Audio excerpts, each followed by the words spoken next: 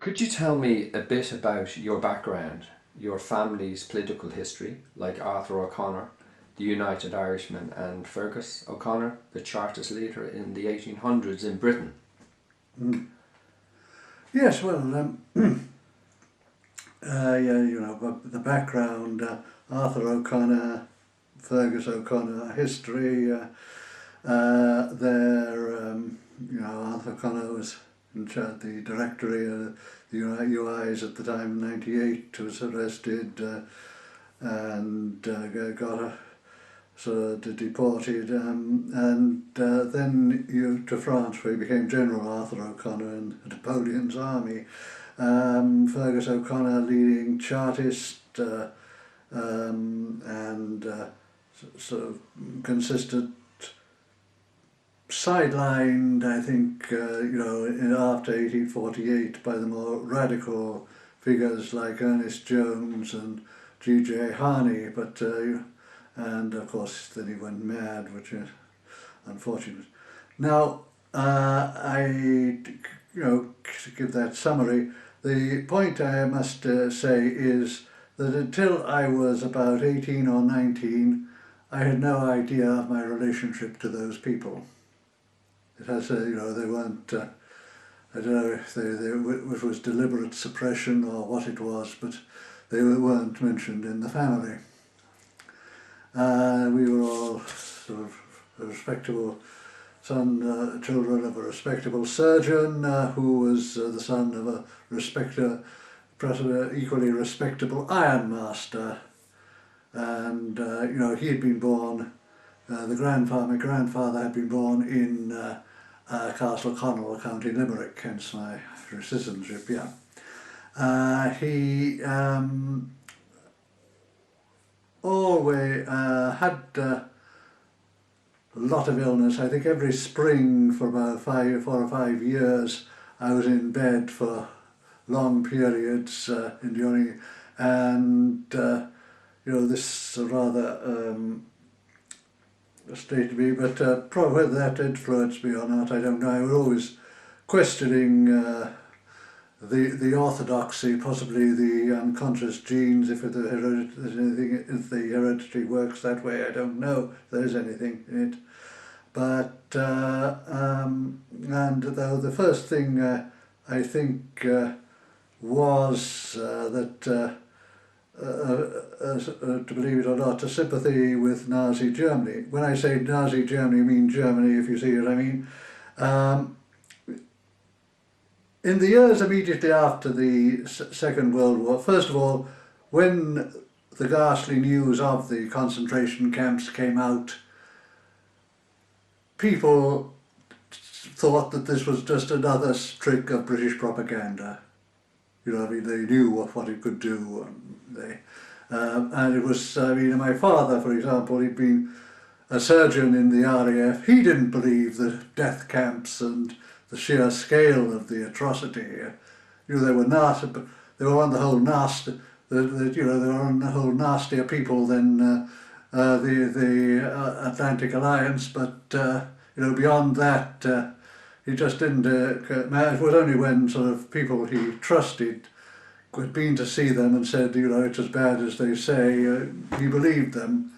And of course, for my generation, that sort of thing was rather kept quiet. You can't really show kids whose ages are in the single figures pictures of death camps. Well, you could, but it's wouldn't be. Could give people. You don't want to give them bad dreams or anything. So just thought. Everybody says they're so bad. What are they? Are they? Is there a catch in it somewhere? Then, of course, when I was about 14, you had the scourge of the swastika. But what finally cured me was reading Mein Kampf. I read it 3 times, quite bewildered. Was this the book that launched 1,000 panzers? No, it wasn't. Of course, it wasn't. These speeches, but the sheer. I liked the style. I must say, it appealed to sort of developing teenage angst and bloody mindedness. But when I got beneath the style, sweet fuck all. I mean, it was just he didn't like Jews, and well, after that he wanted Germany to be great, and really one of the most negative books I've read. So I attended, and at that I was also never attracted. I wasn't attracted at that time to communism. I went at a liberal phase, sort of with workers' control. I was finally converted to workers' control in February 1959. And then I went to Trinity. I was impressed, met Noel Brown, was impressed by him, and then developed the workers' control thing into socialism.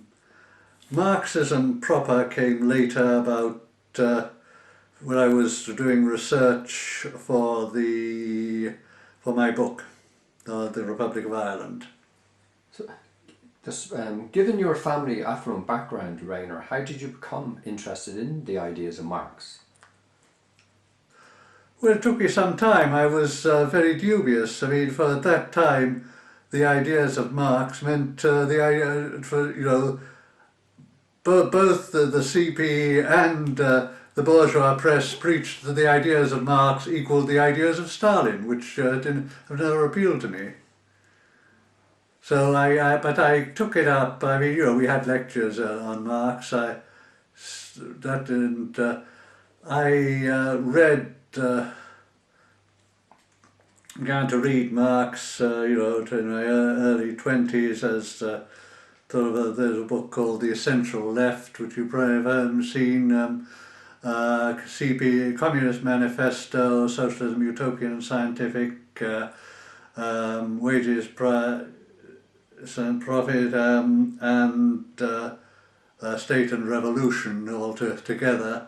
And I read that, and it impressed me. But what finally did was reading up Irish history for the book, and it conformed to the pattern. How did you come to be involved with the Irish Young Socialists, the Labour Party? Well, I was with Noel Brown. I worked in his '61 re-election campaign. I also helped draft the Foreign Affairs section of his party, the NPD, National Progressive Democrat Manifesto, which I doubt whether you'll find anywhere around. It's probably been binned years ago, but I did draft it, whatever happened to it. It's all fairly acceptable sort of PC stuff about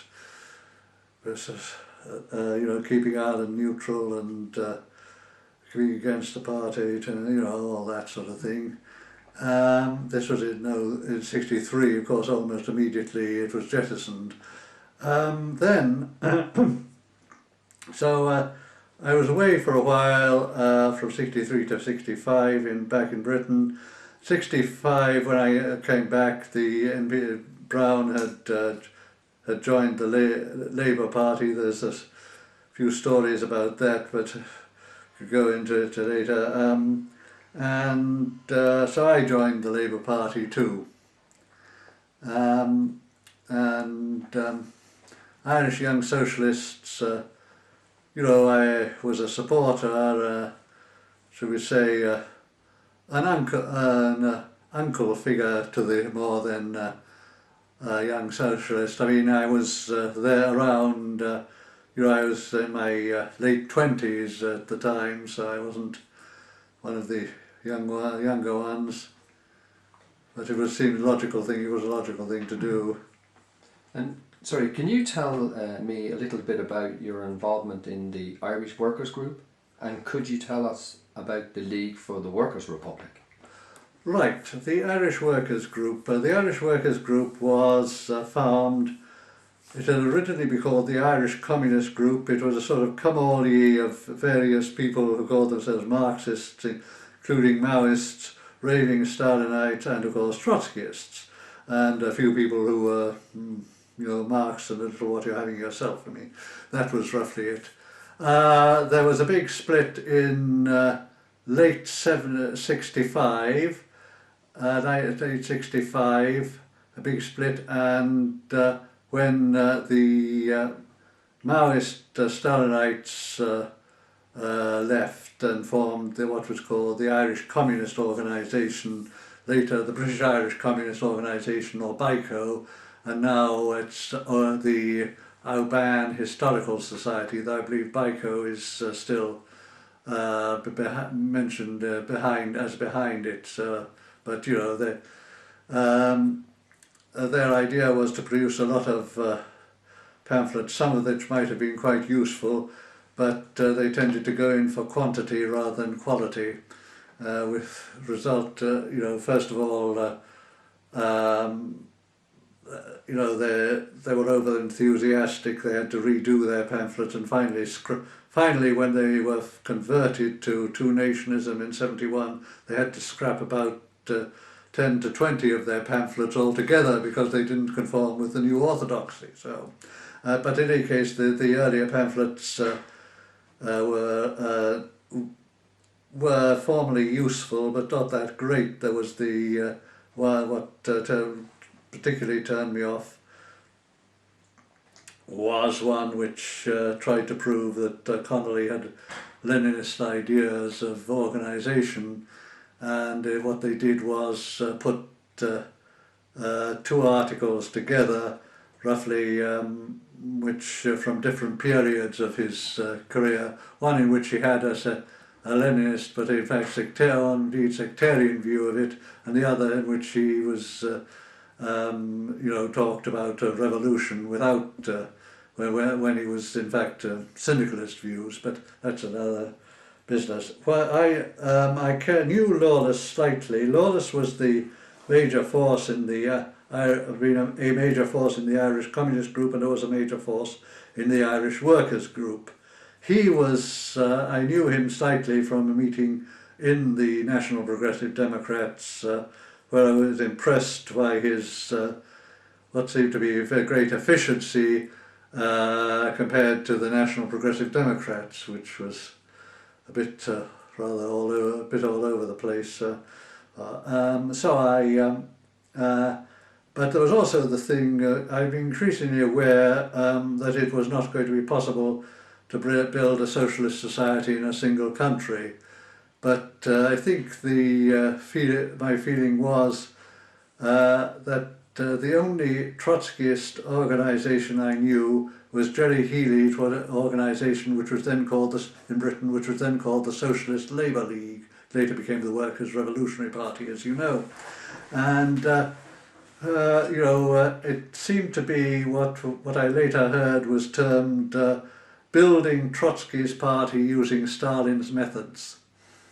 And violence against fellow socialists did not appeal to me, and also, of course, they were so bloody dogmatic. I mean, there was this again, to use the Connolly thing, in '68, the 100th anniversary of his birth. They wrote an article which they accused him of racism because he used the term race, which everybody used sort of at that time to interchangeably with nation. I mean, that because he said there's a big gathering this is a glorious gathering of the Irish race.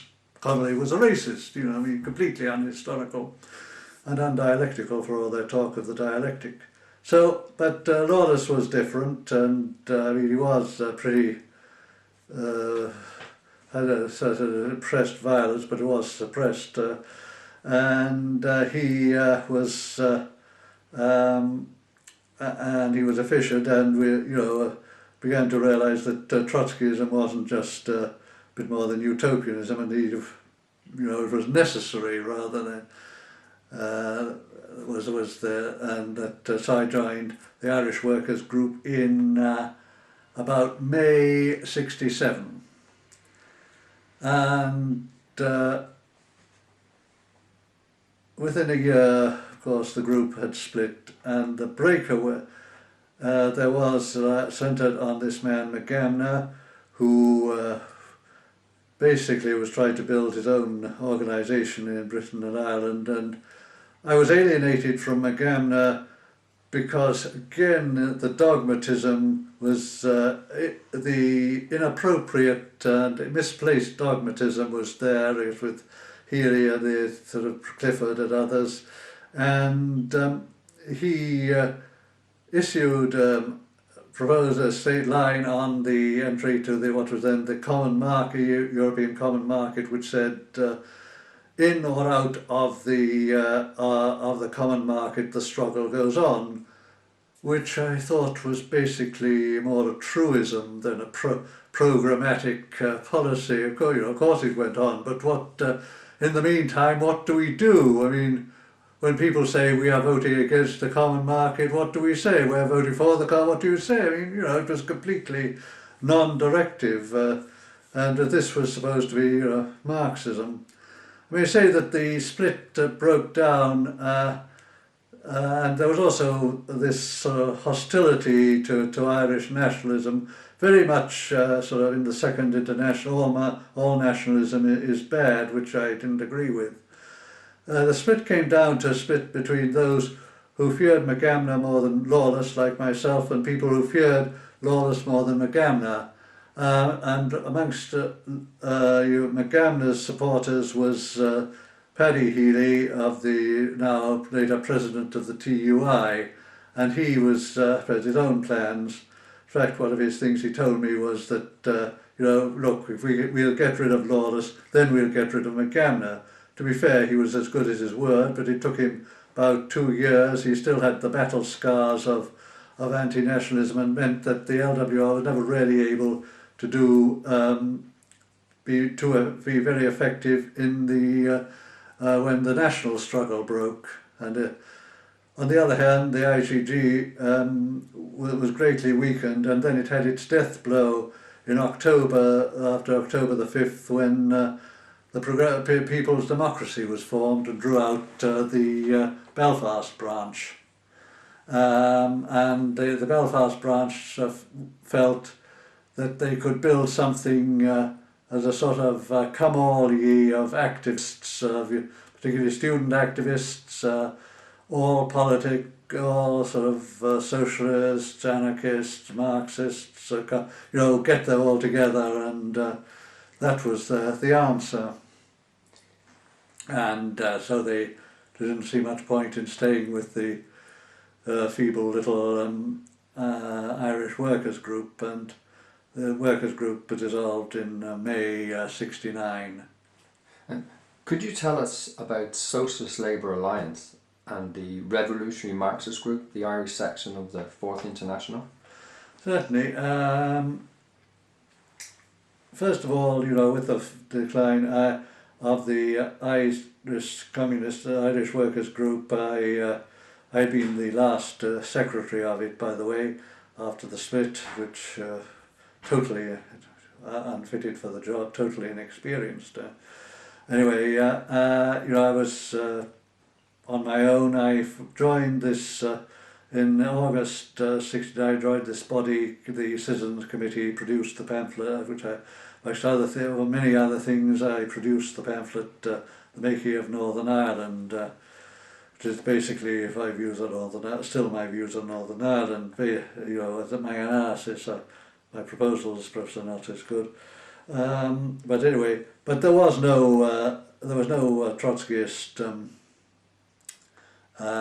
real Trotskyist group to support the struggle, and this was I think of decisive importance. I was still in the Labour Party all the time, and fighting rearguard action.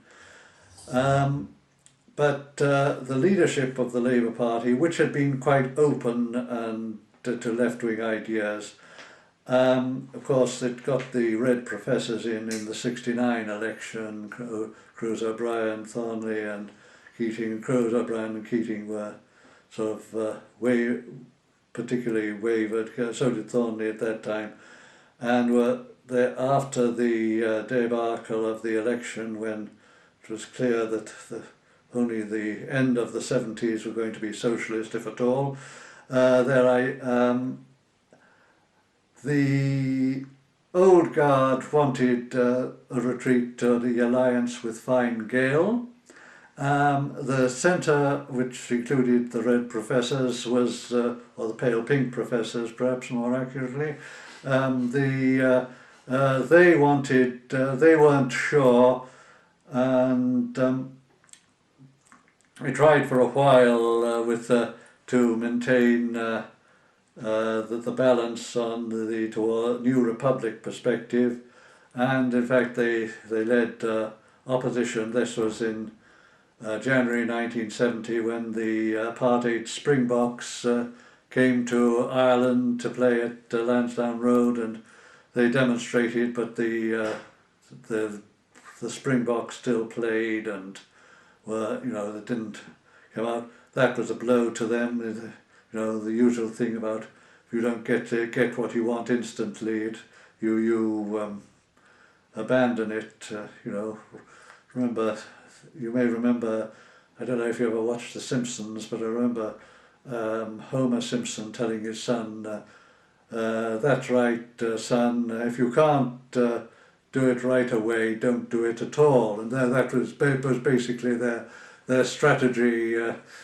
And then there came the by-election, the Dublin Southwest by-election, when due to infighting in the constituency, Labour actually lost a seat in Dublin Southwest. That was Mount Milligan running for it, and he was defeated.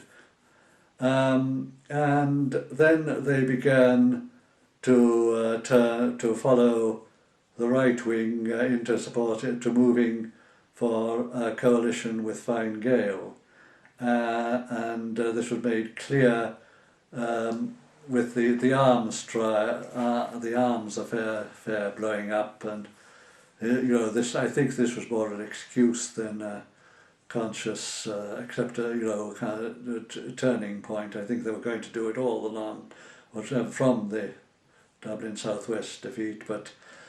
So we mobilised, the Young Socialists mobilised, that's all the thing I was in. They got actually produced from Dublin South East constituency, we actually produced a bulletin which we passed around interested parties for arguments against coalition. We went down to Cork, where the conference was being held, which abandoned the ban on coalition, and we were defeated narrowly. It is believed, I think, that there was a good deal of packing of the Congress by the right at that thing, the creation of instant branches of people who had never been and would never be again Labour Party members. That was a feature of it, but I'm not even sure that was decisive. I think there was a certain inertia. I found that for many members of the Labour Party there was certain inertia in their ranks, long-standing members. I was looking back on it. I remember when I was proposing a demonstration against a factory closure. I think this was in '68. I rang up the secretary of the local branch, and he told me. I said, what are you going to do about it? He said, well, let's wait until the Labour Party must bring forth its proposals on sort of the closure of factories or redundancies. Anyway, they had legislation, and it will bring before the Dáil. I said, well, what good will that do? I mean, they'll be voted down. I mean, there's 18 Labour deputies out of 144. I mean, and he said, yes, but we've got to demonstrate. He said, but demonstration would only make people less satisfied.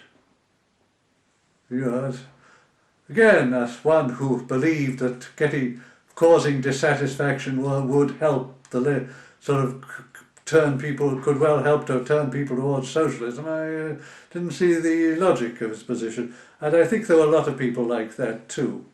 At all events, that is the run-up to what the Socialist Labour Alliance was all about, because after that we formed the Socialist Labour Alliance.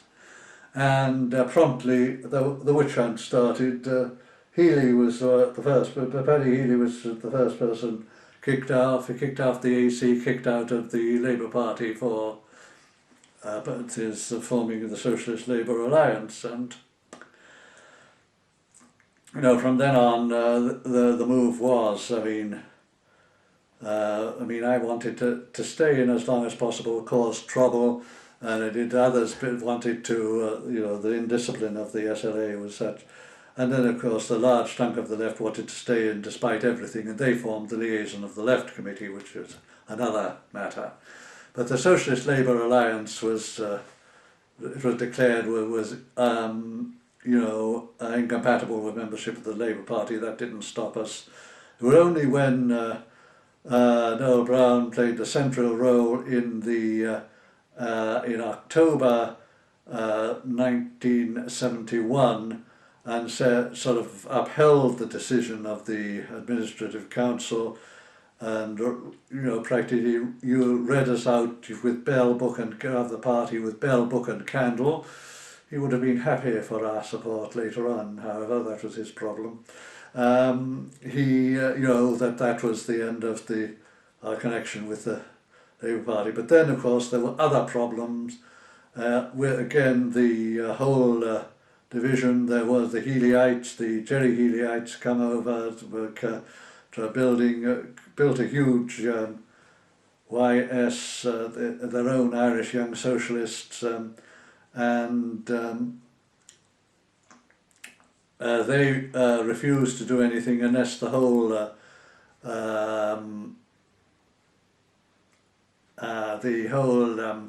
of Trotsky's transitional program was adopted without argument by the Socialist Labour Alliance. When it wasn't, they walked off and formed the Workers' League and disappeared by the end of the decade. That was the history of the Healyites. But even so, there were splits. Then the IS group, the Socialist Workers' Movement, broke away, and there was this the real problems which are being replicated, I'm sorry to say, as regard the United Left Alliance, and again and at the same time we were reforming the Irish section of the International. The last point I had sort of indirect alliance with Lawless as the Revolutionary Marxist Group, so we couldn't really play the role of trying to keep at the same time of keeping the Socialist Labour Alliance. And sorry, they were an active group, the Revolutionary. Yes. And they had their own paper, the Plough, yes, that sold very well. Yes, and also the review, the Marxist Review. What kind of rethinking went on in the mid-late 1960s within the left and the Republican movement? What's your view about the kind of rethinking that went on? Well, for the time being, the rethinking, all over had possibilities, but it was always on, as you can imagine, on a very low level. It was still, the left, for example, the Republicans were developing towards socialism in the manner that they had in the 1930s. There was still a strong dubious what the group of Republicans and they would but many of them would form the progress. It wasn't at all assured that who would be the Republican, be the progress, because if they supported or if they opposed the left line, And there was the group. The point is that there was a group. There was a group of CPers and CPs of ex-CP, of formerly ex-CPers and CP sympathisers who were influenced by Des Greaves, who wanted to move the Sinn Féin to the left, but not too far left, and not to have, because if they moved too far left, it would, as eventually it did, when it became the Workers' Party in that time, clear the pitch for the formal Moscow Line communists. Then the Communist Party is expressed in CPNI and the Irish Workers' Party at the time. And they had much of the influence over this. This was not simply because of it was not simply because of CP or CP sympathiser manoeuvring. It was very much in the Republican movement, as I explain in my review of Alan Grant's book. The Republicans will tend to have a leaning to obvious leaning if they're going socialist. Their first perspective would probably be towards Stalinism on two grounds. Firstly, Stalinism, when they move towards political action, they've been brought up that the whole tradition of republicanism is that revolutionary action means automatically bang bang, the armed struggle, and if you give up the armed struggle, what is left? I mean, the idea of political revolutionary action is very, very slender indeed in amongst traditional Republicans, I would say. So they will move towards reformism. Stalinism gives them a sort of left-wing tinge, and also, of course, there's this thing about Stalinism.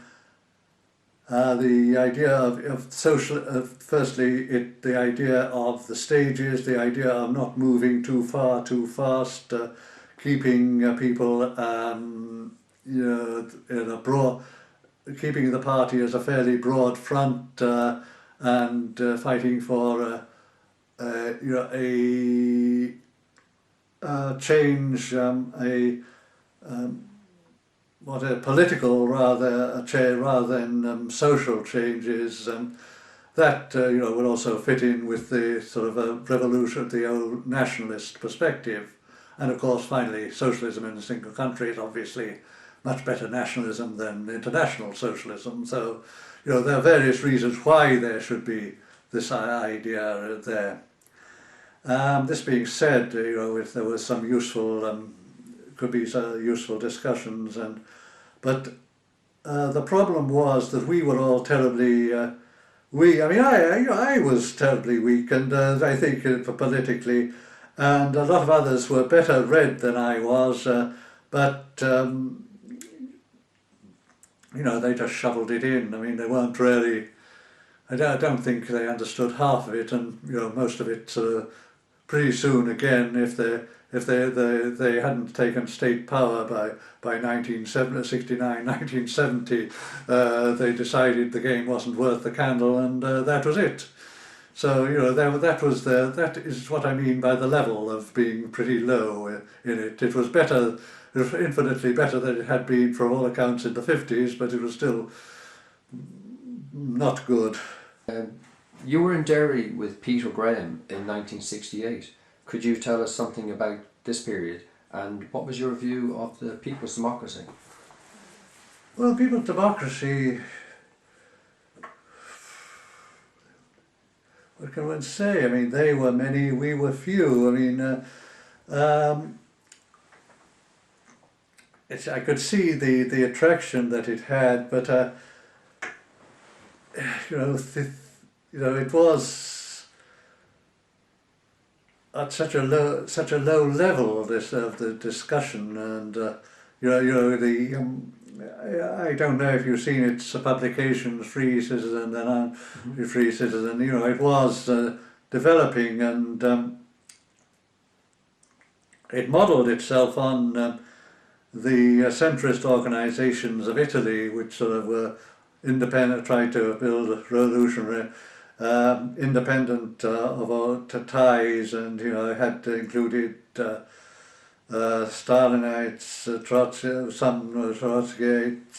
Trotskyists, anarchists, whatever you're having yourselves, you know, I mean, and it was, they were very active and seemed to think that that would do it, but of course, again, by the end of the 70s, they weren't exactly thriving, if they existed at all. You know, I mean, the same thing, if you took a stand on anything, you were bound. Such organisations tend to shed members from the opposition. So you know, that's what happened. As far as we were in.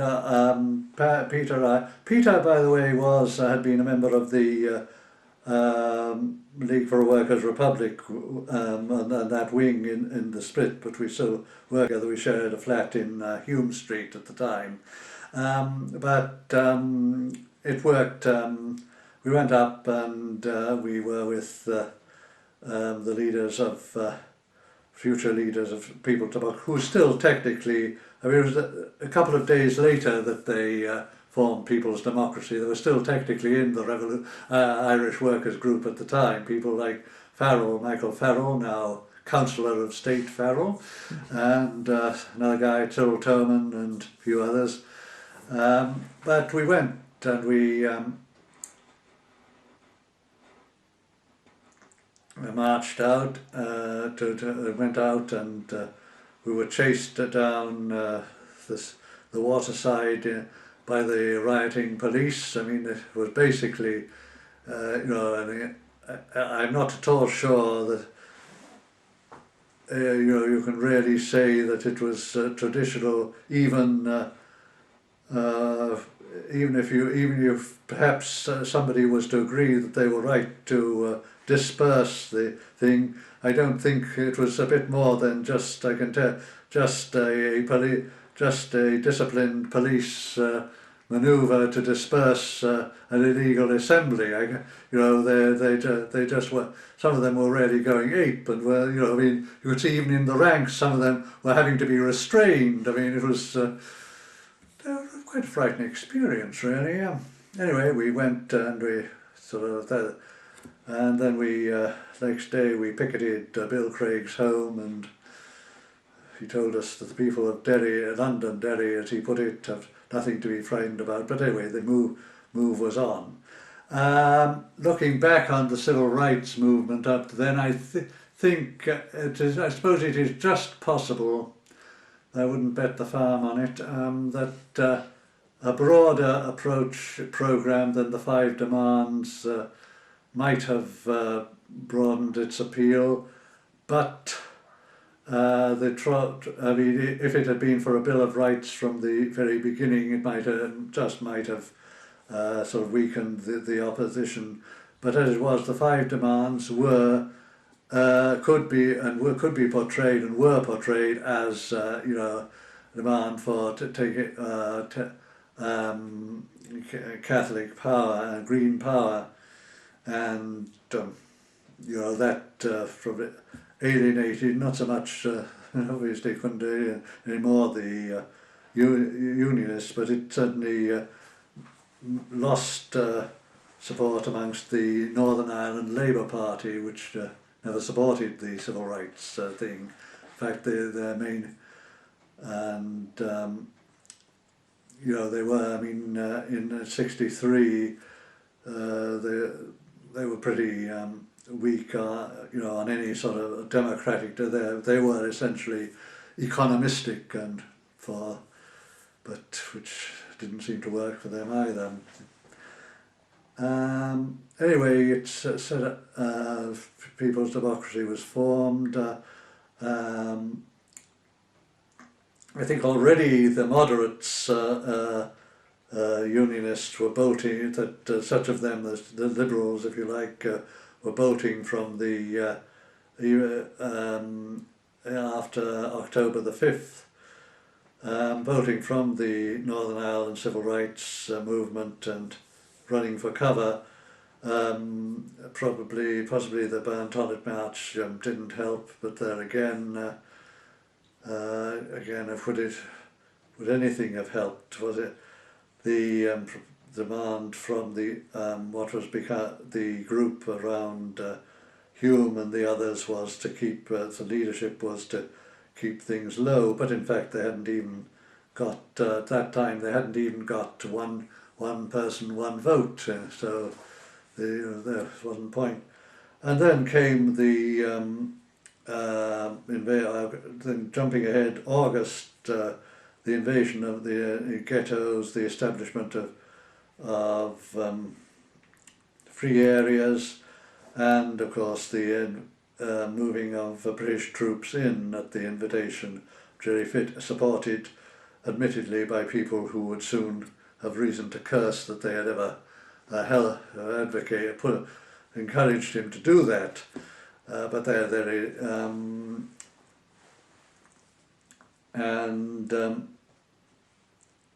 then it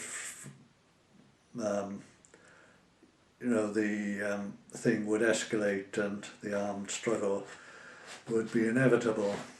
As I say, it and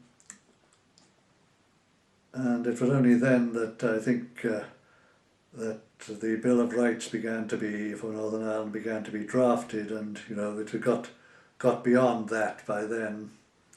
Could I ask you about some of the central figures active on the left and within republicanism at that time, some of whom little is written about?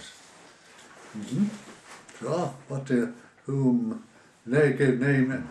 Who were central in republicanism and not little is written about. I think the Republican leaders are all pretty well written about rather frequently. I mean, I'm not sure who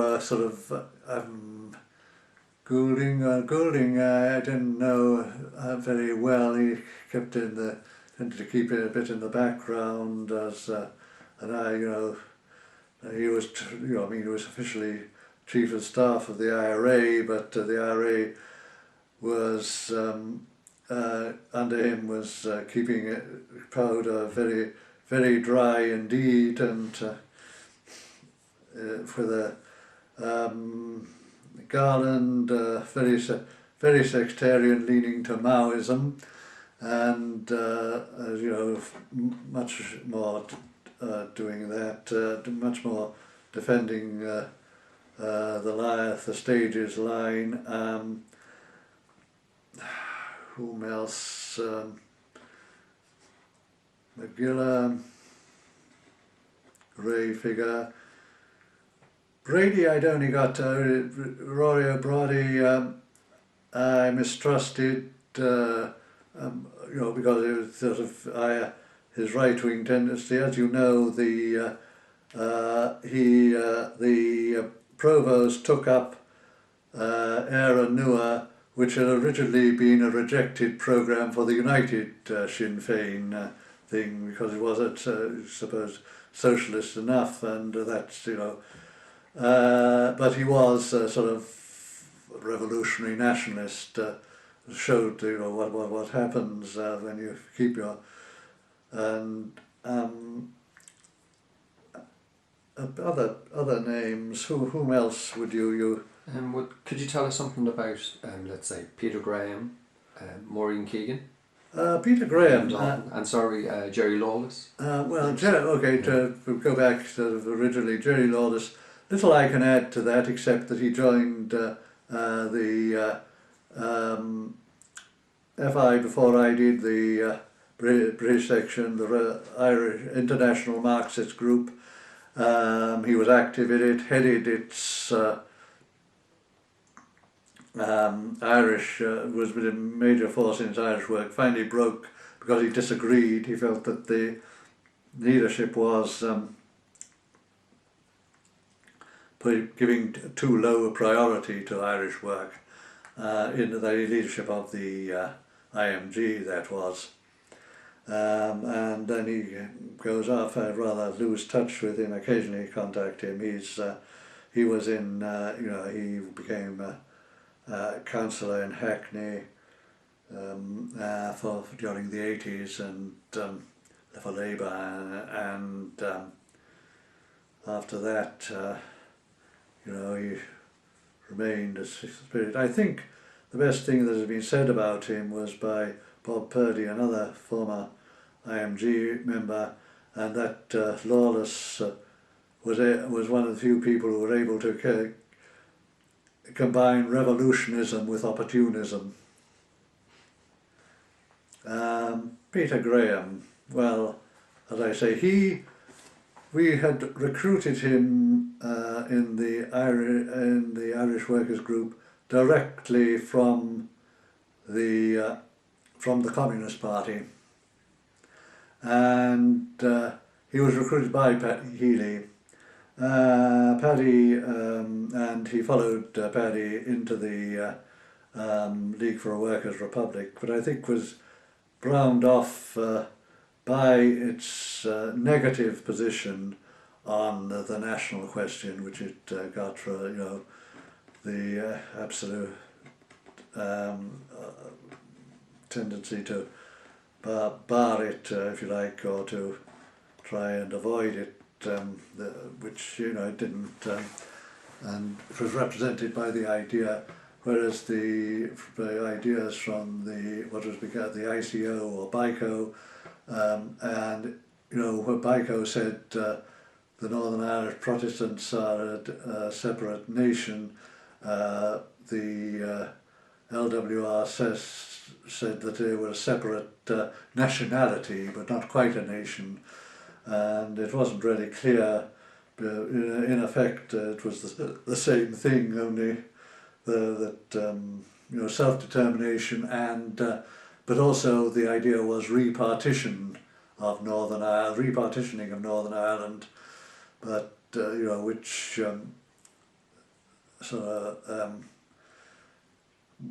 wasn't now it would be lunacy. It wasn't really very intelligent even at that time. But anyway, Pete broke with them on that subject, and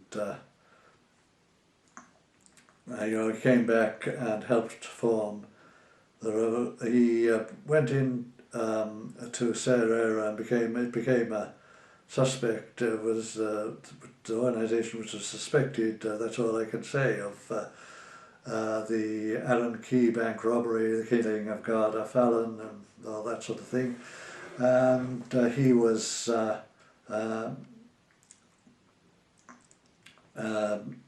able to get out of it, and then went off and joined the IMG, and he came back and helped form the RMG, and of course was murdered in October 1971. If he'd lived, I don't know what he might have. Just possible that he might have supported if he continued in the 80s, he might have supported the IMGs, the breakaways who went into Sinn Féin, and I don't know. You never know that. Maureen Keegan had little or no political experience before she joined the IWG. She had this life-changing experience because of this. She had been operated on, had a hysterectomy for cancer in I think 66, 67, and she was very much and she went out and she went on an anti-war demo and was recruited to the IWG there, and then in 90 she went, but then she went off to Corsica for a while, and came back and joined us and helped form the Revolutionary Marxist Group. The shock of the murder and of the death of Liam Walsh in that unfortunate explosion caused a recurrence of her cancer. Of course, she died of it in January 1972. She was,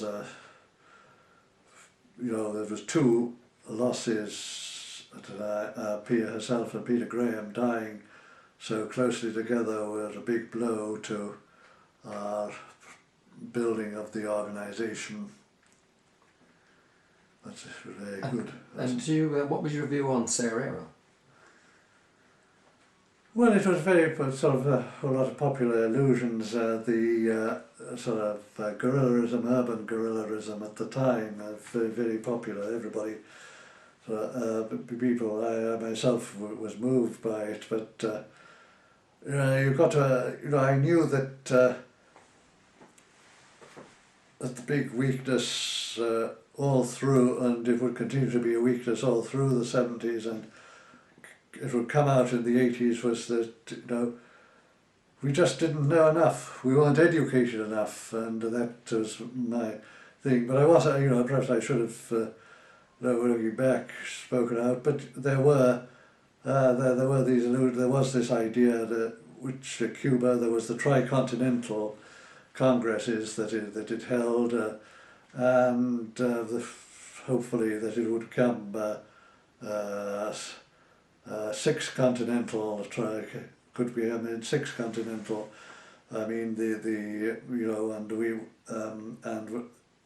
there was this tendency, I think, to write off the metropolitan powers, which is understandable, but probably I would say no, it would mean also writing off Ireland, though they supported our struggle. Anyway, this was the idea. It was a guerrilla group. It included people who had been in the Irish Workers' Group early on, but felt that a more military activist position was needed. And as I say, it was this was the idea behind it, and but after sort of the Allen Key bank robbery, it was suppressed by the state, and it was never really got off the ground. It never really revived again. And what was your view on the split between the provisionals and the officials in 1970? Well, at the time we were more in favour of the officials, because the officials were apparently more socialistic. They could be got better. The revolutionary side of revolutionary nationalism was fairly archaic, though we found ourselves increasingly working with them, attending and talking with them more then over the years with the officials, though we worked with the officials still on housing and industrial strikes, support for strikes and things like that. But the trouble with the officials, it became increasingly clear that they were still so hitched to the civil rights strategy that they were that they believed that it could still be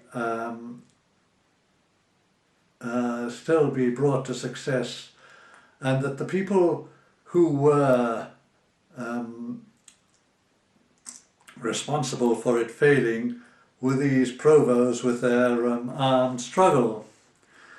And you could talk quite reasonably to members of official Sinn Féin, as it then was, and that it was sort of about all sorts of socialist things, and talk about Trotsky, and everybody was quite affable. And then if you mentioned northern Protestants, it was practically as if their eyes glazed over and they became sort of programmed, and started talking about they are workers, they are our fellow Irish workers. We are working to reconcile with them. To quote one statement in the United Irishman at the time, Paisley too is an Irishman, and then another thing I remember, guy they had with connections with John McCaig, who was one of the I don't think anything was proven against him, but he's generally believed to be. Certainly, he stirred the pot, even if he didn't actually. It wasn't actually one of the Shankill butchers, and they were having trying to get connections with his the Shankill Defence League or something, and they said, and I knew from other sources, namely Jerry Foley, who'd talked to the officials more closely. I mean, he was safe. He was he was after all American, so he could beetle off under danger to them. But they told him frankly that they'd written 5 letters, and then finally on the 6th letter, a note came back, sort of, the stereotypal things. We thank you for your letter. We have noted it, or something to that effect. And I threw it back at this guy and said, "Well, we got an answer, didn't we? We break through, sort of." You couldn't talk to them on this matter, and of course, it got from bad to worse, that they were prepared to talk to anybody, perhaps even for all I know, even the Shankill butchers, but not to the provosts. It was just the old story. The enemy, the open pagan, is forgiven, but never the heretic. Did you know Seamus Costello? I had talked to him a few times. I can't say I knew him very well. The IRSP seemed possible, to be a promising development at the time. The problem was we were trying to also, there's this thing, you sometimes have to try and do 2 or 3 things at a time, very similar things, and we were trying to get back the what was left of the people's democracy with us into the international. So that was our main thing. There was also problems which Bernadette Devlin, as she there, or Makaliski, was wanted to point out that the whole thing was still run by the Supreme Council of the INLA, which rather handicapped the its political development. But certainly we would have tried to. I felt that once we were united, we might have tried to open feelers, but especially with but with Costello gone, it degenerated all over the place. The IRSP. Were you involved in the Murray Defence Committee, yes. 1976 to 77, to stop the state executing Noel and Mary Murray for the killing of a member of the police? Yes, and that was what most of the time was trying to keep people together, but we worked practically on that basis of saving the Murrays and earlier Roland Stenson, and it worked really. With capital punishment was not restored, despite the feelings of a number of leading politicians, and eventually it was abolished altogether, abolished formally in the 90s. Could you give your view on the 1980s hunger strike and how the left responded? The 1980s hunger strike was probably unavoidable in the thing, though, and it did it was one of the biggest things. Remember, since the biggest thing since in the South, since the after effect of Bloody Sunday, there was a real working class potential in the protests. There was bound to be, to that extent, the first hunger strike was called off on inadequate safeguards promises from the British, as you know. And the second one was handicapped because while in the first hunger strike the IRA had been in informal ceasefire mode, and this time, when the second hunger strike, the lesson they had learned was that it had been a big mistake to have sort of store arms, and they should go fight it. It wasn't that they should work harder at building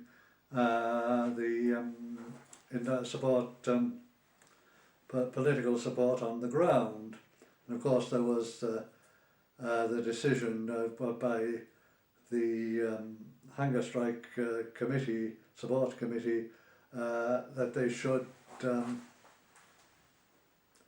that it should not contest the 81 election, and it was all done, and then it was decided there would be only hunger strikers should contest it, but not members. I mean, and but Bakaliski went along with this, by the way. I think actually, looking at the figures, there was a possibility that she might even have won a seat for that. But again, there was also, of course, that if they did win, they would be abstentionists, and the whole thing was sort of all the sacred cow. The hunger strike on the one hand mobilised people and gave a distinct possibility of working class action, in fact actual working class actions on the ground, but on the other hand it revived a lot of the old sacred cows of republicanism, which handicapped it from mobilising, and however it came off informally. It worked for the prisoners, which was important. I mean, they did get their demands eventually granted. This was not admitted openly at the time, which was probably as a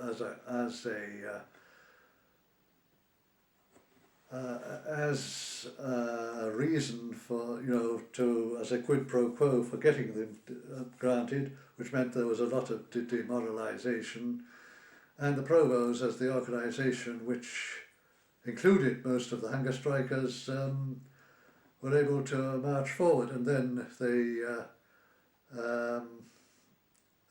began to move first through the ballot box and the armlight and the ballot box strategy, and then as now ballot box alone. Could you tell us about your involvement in the Irish Women United in the 1970s and the Women's Right to Choose campaign in the 1980s? Well, I can't say. I mean, I wasn't involved in Irish Women United because I'm not an Irish woman. But we supported them. The Irish section, most all our members, I think, were in it and supporting it, and later on in the 80s, we supported the right to choose, and I think worked, marched when necessary, and I forget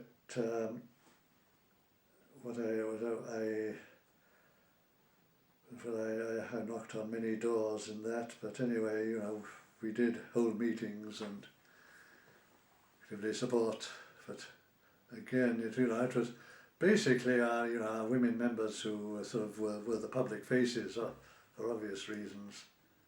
And given your political activism of over 40 years, we are currently in the midst of a capitalist crisis What is your analysis of the current development within capitalism, and what effect do you believe the current crisis has on class consciousness? Well, it ought to have a bigger impact. What is happening is and should be. I think we're still sort of suffering from the remains of the hangover of the collapse of the Soviet Union and the betrayal of the current betrayal of the social democratic parties, which are still tend to be the dominant forces in Labour politics. But on the left, it's true they can't explain the crisis except in moral terms. Everybody's spending too much, which leads us to the present mess, particularly in Ireland, and the extreme treachery of people like Gilmore, Rabbit, and the others. What we have, this is handicapping this and the behaviour of the trade union leadership, the bureaucrats, O'Connor, Begg, Cody and the others, is holding back the development of class consciousness as it should be. It will probably, and this too, and also I would say, I will readily admit that the divisions, the attempt to subordinate everything to party building, to improving one's own marble in the United Left Alliance is also discrediting the idea of socialism. It would not surprise me at all to see either a coalition or some sort of a coalition of Fianna Fáil and Sinn Féin after the next election. And how do you see the struggle around the national and class question being advanced in the 21st century?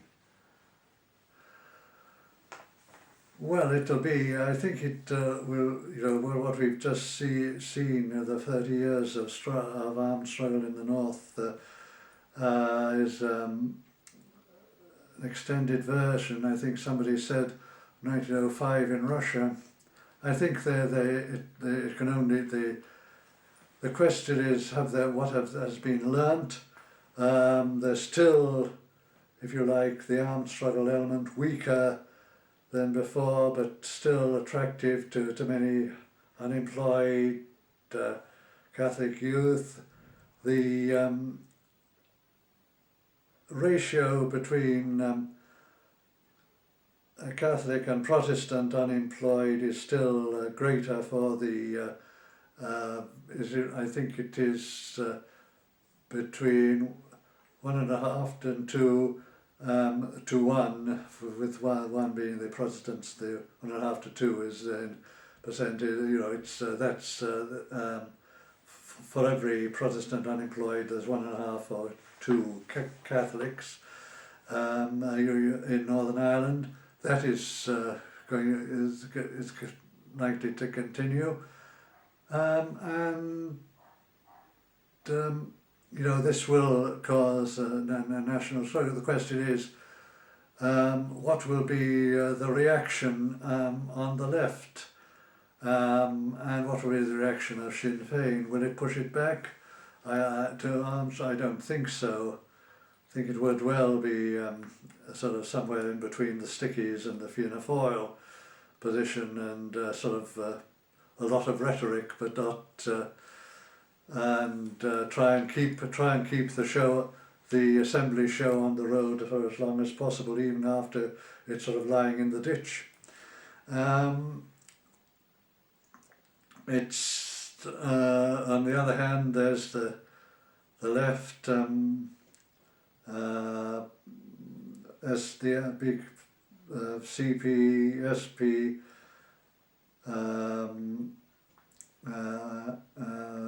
SWP, PDP. These organisations and the different ways unlikely to develop unless there's proper leadership, unless there's a U-turn. How do you see the left developing in Ireland over the next period, given the developments with the trade union movement, Croke Park 2, and the lack of a response to the current crisis from the left in general? Well, I'm afraid it might be sort of the 20s and 30s all over again, unless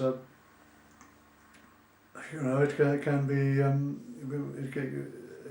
be unless something more socialist can be achieved. There are the people. There is Irigi. There is the unaffiliated members of the ULA. There are individuals. It's but how to get them to together and as a point of attraction. The SB of course left the ULA because it expects that the struggle against the new taxes will get them, and of course that, more to the point, that can be done. Again, I'm not sure that the way they're handling it is going to mobilisation, and I would say that it is going to be very successful, but presumably they may get one or two recruits, but whether in the overall struggle whether that will be successful, I just don't know. And there's the danger of the FF and SF sort of coming in on a apparently radical program, about sort of an Irish Obamaism. Okay, thank you very much, Rayner. Thank you.